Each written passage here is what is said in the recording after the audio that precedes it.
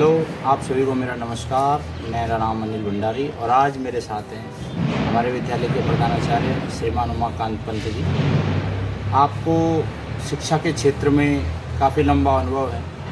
इससे पूर्व में आप 17 वर्षों तक जो है पिथौरागढ़ विवेकानंद विद्या मंदिर इंटर कॉलेज में हिंदी के प्रवक्ता रहे और पिछले वर्ष 2023 1 अप्रैल को आपने हमारे विद्यालय में जो है प्रधानाचार्य का पद आपने यहाँ पर ग्रहण किया है।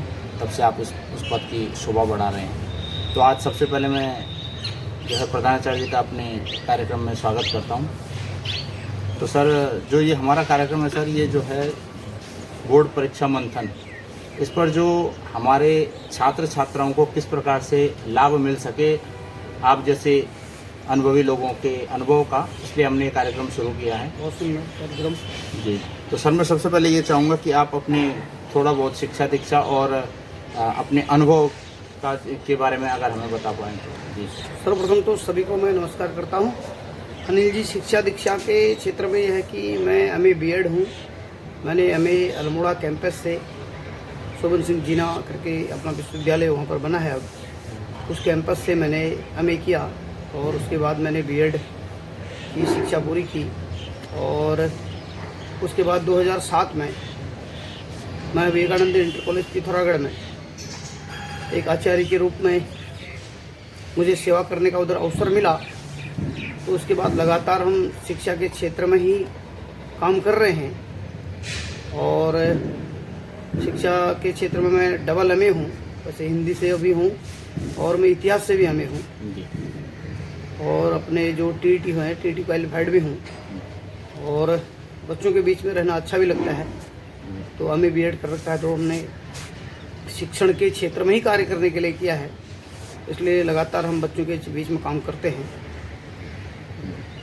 जैसे कि आपके जो आपका लंबा अनुभव है उसकी झलक हमें तो तभी दिख गई थी कि जब हाफ ईयरली एग्ज़ाम भी शुरू नहीं हुए थे और आपने सितंबर से ही जो कमज़ोर छात्र हैं हमारे, उनके लिए आपने जो अतिरिक्त कक्षाएं हैं वो स्टार्ट करी। तो सर, इसके पीछे की जो सोच है, क्या सोच रही है इसके पीछे? अतिरिक्त शिक्षण ये है, जो कमज़ोर बच्चे होते हैं उनके रेमेडियल क्लास के रूप में हम लेते हैं उपचारात्मक शिक्षा। ऐसे बच्चों को अगर हम उपचारात्मक शिक्षा देते हैं तो उसका कहीं न कहीं लाभ हमें बोर्ड परीक्षाओं में दिखेगा अभी। और हमारे पूर्व अनुभव भी रहे हैं, जहाँ भी हमने रेमेडियल क्लासें लगाई वहाँ बच्चों को उसका लाभ मिला। बच्चे बहुत अच्छा कर लेते हैं, अच्छा फ़ायदा भी मिलता है। रेमेडियल क्लास में हमारे कमज़ोर बच्चे रहते हैं और कमज़ोर बच्चों के लिए विशेष मेहनत हमारे शिक्षकों द्वारा की जाती है, जो आप लोगों ने करी भी और दिखा भी। और बच्चों से पूछताछ में भी पाया कि बच्चों को ने उसका काफ़ी लाभ उठाया है।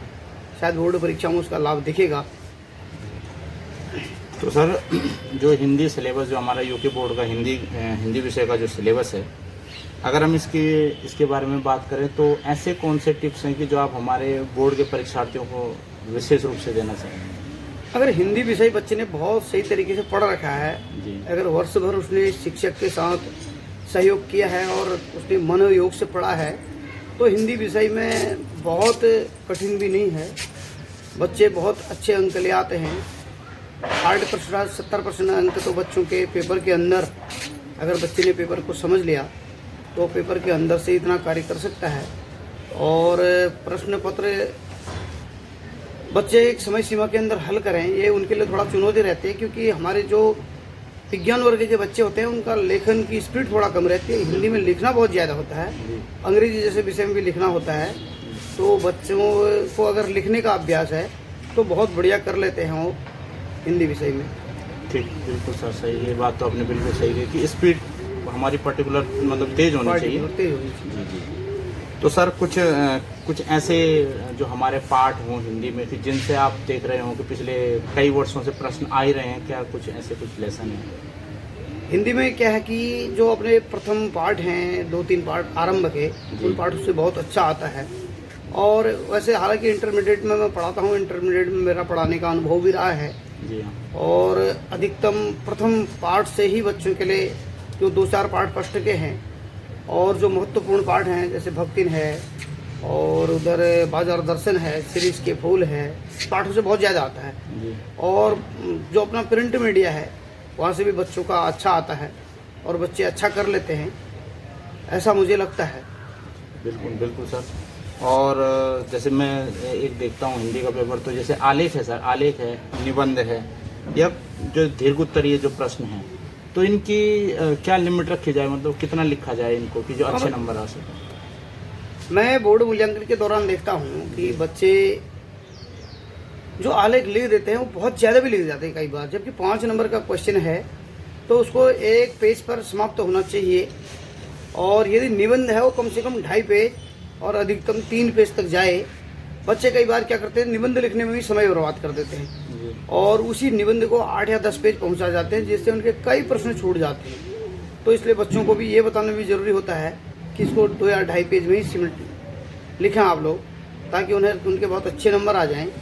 और उसकी एक सीमा है, 3 नंबर का प्रश्न है तो 2 लाइन में उत्तर देना है, 5 नंबर का प्रश्न है तो 1 पेज में उत्तर देना है, यदि 10 नंबर का प्रश्न है तो 2.5 पेज कम से कम उसको लिखना है। जैसा कि सर आपका तो 17 सालों का अनुभव आपका एज ए बोर्ड एग्जामिनर भी रहा है, तो आप क्या देखते हैं कि हिंदी विषय में पर्टिकुलर बच्चे किस प्रकार की गलतियां कर रहे हैं जो आपने महसूस करी? बिल्कुल अनिल जी, मैं 17 साल से बोर्ड मूल्यांकन में भी रहा हूँ। मैं हमेशा प्रसिद्धि परीक्षाओं का परीक्षक के रूप में मैं रहा। पहले मैंने हाई स्कूल का मूल्यांकन किया, फिर जब मैं इंटर में पढ़ाने लगा, मैं 2010 से लगातार इंटरमीडिएट का मूल्यांकन करता हूँ, बोर्ड परीक्षाओं के मूल्यांकन में रहता हूँ। और मैं देखता हूँ कि अधिकतर बच्चे क्वेश्चन छोड़ जाते हैं, आते हुए भी क्वेश्चन को छोड़ देना, क्योंकि उनके पास स्पीड का अभाव है, स्पीड के कारण वो कर नहीं पाते हैं। मुझे ऐसा लगता है बच्चा चाहता तो मैं बढ़िया करूँ, लेकिन स्पीड की कमी है। विज्ञान वर्ग के बच्चे लिखने में थोड़ा कमज़ोर होते हैं, तो उसका उनको बड़ा खामियाजा बच्चों को भुगतना पड़ता है।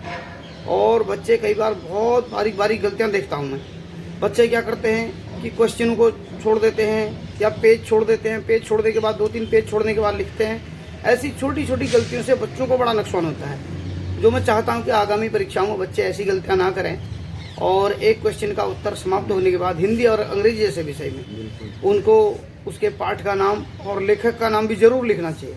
हर क्वेश्चन में अगर उन्हें जानकारी है कि क्वेश्चन यहाँ से आया, मान लिया भक्तिन पाठ से है तो पाठ का नाम भक्तिन हो गया, लेखक का माधव वर्मा हो गया।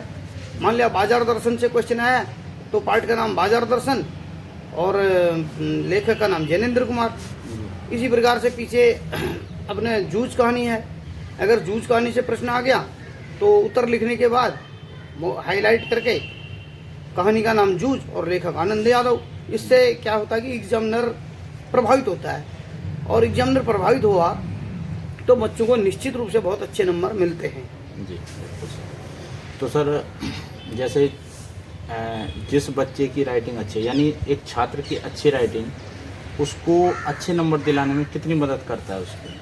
अच्छी राइटिंग का तो प्रभाव रहता ही है, एग्जामिनर डायरेक्ट प्रभावित हो जाता है अच्छी लेख वाली कॉपियों से। अधिकांश जब अच्छी लेख वाली कॉपियाँ आती हैं और काम व्यवस्थित रहता है तो मूल्यांकन करने वालों को भी बड़ी आसानी रहती है, क्योंकि बोर्ड मूल्यांकन एक अलग प्रकार का मूल्यांकन है, क्योंकि उसके बाहर भी केजिंग चढ़ानी है, अंदर भी नंबर भरने हैं, बाहर और अंदर के नंबर का मिलान करना है। अच्छी कॉपी होती है, व्यवस्थित कॉपी होती है, तो परीक्षक को भी मिलान करने में बड़ी आसानी होती है। ऐसे बच्चों की कॉपियों से बड़ा आनंद आता है। अगर इन बच्चों ने अगर कॉपी में लिखा हो, सुंदर लिखा बच्चे ने लिखा है, तो निश्चित रूप से बहुत अच्छे नंबरों को लेके आएगा। सर आजकल क्या देखा जा रहा है कि स्पेशली जैसे हमारे साइंस स्ट्रीम के स्टूडेंट हैं, ये अन्य विषयों की तुलना में जैसे हिंदी है, अंग्रेजी है, लिटरेचर को कम पढ़ते हैं, जबकि वहाँ से अगर ये उसको पर्टिकुलर पढ़े तो अच्छी इनकी परसेंटेज भी उसमें आ सकती है। तो अगर ये इससे सर इनकी परसेंटेज पे कितना असर पड़ने की मतलब संभावना रहती है? देखो, हिंदी जैसा विषय, अंग्रेजी जैसा विषय परसेंटेज पर असर तो डालता ही है। बिल्कुल। अन्य विषय में बच्चे पूरे नंबर ले आते हैं, गणित जैसा विषय है गलती नहीं है, पूरे नंबर ले आया, और विज्ञान जैसे विषय में पूरे नंबर ले आता है। लेकिन हिंदी जैसे विषय में पूरे नंबर लाने बच्चों के लिए बड़ा कठिन भी हो जाता है। कठिन इसलिए होता है कि छोटी छोटी गलतियां बच्चे कर देते हैं और इससे इनकी परसेंटेज पर फर्क पड़ता है। और कई बार मैं बोर्ड मूल्यांकन के दौरान देखता हूँ, औसत मूल्यांकन जब चलता है तो उससे भी बच्चे को बड़ा नुकसान होता है। हालांकि विद्या मंदिर की के साथ या विद्या मंदिर की कॉपियाँ जब आती हैं वहाँ पता लग जाता है कि ये विद्या भारती की कॉपियाँ हैं, काम से पता लगता है। काम बड़े विद्या मंदिरों के बच्चे बड़े सुंदर काम करके रखते हैं। सुंदर काम का मतलब यह है कि कॉपी विद्या मंदिर के कहीं कहीं के विद्या मंदिर के बच्चों की कॉपियाँ हैं, तो वो प्रभाव तो हमारे बच्चे छोड़ते ही हैं और ऐसा आगे भी दिखे। हम चाहते हैं कि अच्छा एग्जामिनर जो परीक्षक हैं, डिप्टी हेड लोग हैं, उन्हें लगे कि बच्चों ने बहुत सुंदर काम किया है और बच्चे कट ना करें। कट करने से भी बच्चों के नंबर कटते हैं। बोर्ड मूल्यांकन में अच्छे नंबर लाने के लिए काम तो हिंदी अंग्रेजी जैसे विषय में पूरा काम करना ही पड़ेगा बच्चों को। तो सर अब इससे उससे मैं आपसे एक और प्रश्न कि अभी आप 11 तारीख को हमने 12th के स्टूडेंट्स की फेयरवेल करी है, तो उसमें आपने एक नई परंपरा जो कि एक स्वस्थ परंपरा मुझे लगी, आपने बच्चों को बोर्ड परीक्षा के लिए दही और बतासा जो है खिलाकर उनको जो है बोर्ड के लिए शुभकामनाएं दी। तो इसके पीछे की सोच क्या है सर? जब कोई भी शुभ कार्य के लिए हमारे घरों में जाते हैं तो हम दही बतासा खिला करके ही उस शुभ कार्य की शुरुआत भी करते हैं और उसका बड़ा प्रभाव भी है। आप उसका प्रभाव देखेंगे, वो बच्चों को भी काफ़ी अच्छा लगा, मुझे ऐसा लगता है, और आप लोग भी उस कार्यक्रम के गवाह थे, तो आप लोगों को भी अच्छा लगा। और उनके अभिभावकों तक संदेश गया कि हमारे बच्चों को तिलक लगाकर और दही बतासे खिलाकर विद्यालय से शुभकामनाएं दी गई हैं आगे में बोर्ड परीक्षाओं के लिए। और बच्चे मानसिक रूप से भी स्वस्थ रहते हैं और बच्चा साइकोलॉजिकल रूप से भी, मनोवैज्ञानिक रूप से भी बहुत अच्छा करता है। इसके बाद बच्चा सोचता है इतना सुंदर तरीके से हमें विद्यालय से शुभकामना दी गई है तो मुझे और मेहनत करनी चाहिए, ऐसा हम देखते हैं समाज के अंदर।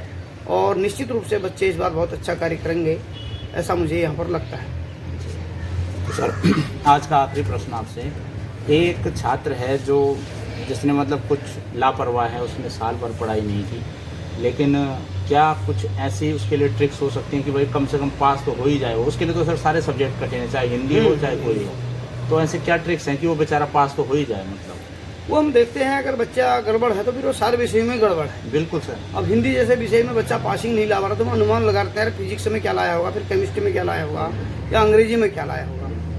तो फिर उसके लिए एक ही यही है, फिर वो कुछ तो उसने सुना है साल भर, कुछ उसमें से लिखे, विषय से संबंधित लिखे।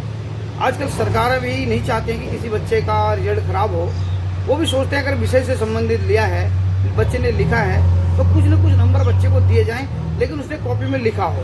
अगर कॉपी में लिखा ही नहीं होगा तो परीक्षक भी उसे कहाँ से नंबर देगा। इसलिए बच्चे को लिखने की आदत हो, बच्चा लिखने का प्रयास करे। हिंदी और अंग्रेजी जैसे विषय में तो उसके अगर वो थोड़ा पेपर को समझता है तो पेपर के अंदर ही उसके पास 50 से 60 नंबर के उत्तर पेपर के अंदर है। फिर बच्चा इतना भी नहीं कर पाता तो कहीं कहीं फिर बच्चे की बुद्धिमत्ता पर भी प्रश्न उठता है कि बच्चा इसका मतलब थोड़ा मानसिक रूप से भी कमज़ोर है और उसका प्रभाव बड़ा दूरगामी प्रभाव रहता है और रिजल्ट खराब करते हैं ऐसे बच्चे। अगर बच्चा थोड़ा भी चिंतन करे और लिखने की आदत डाले और प्रश्न को थोड़ा बहुत जो भी उसने साल भर सुना है विषय से संबंधित उसको सॉल्व करने की कोशिश करे तो निश्चित रूप से वह सफलता पा लेगा।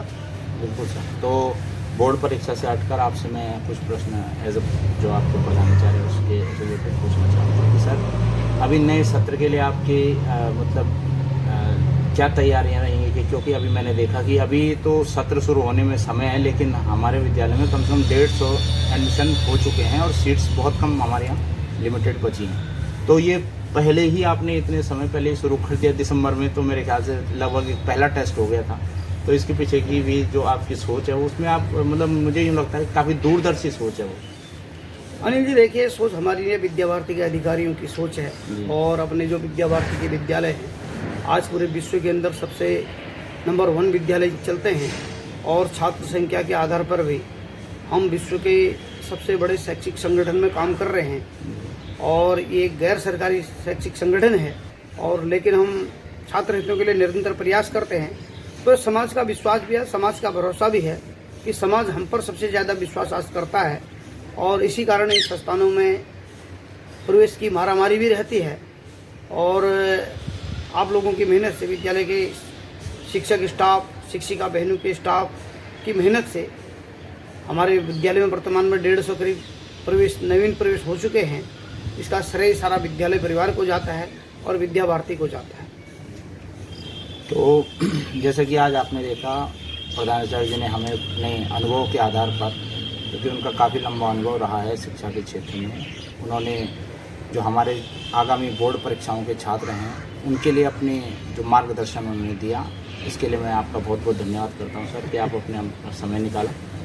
तो इसके साथ ही आप लोग सभी विषयों के जो भी जो सब्जेक्ट टीचर्स हैं उनसे आप कोई भी क्वेरीज अगर आपकी हैं तो आप पूछ सकते हैं। तो आज के लिए मैं सर का धन्यवाद करूँगा। बाकी आप सभी को जय श्री राम।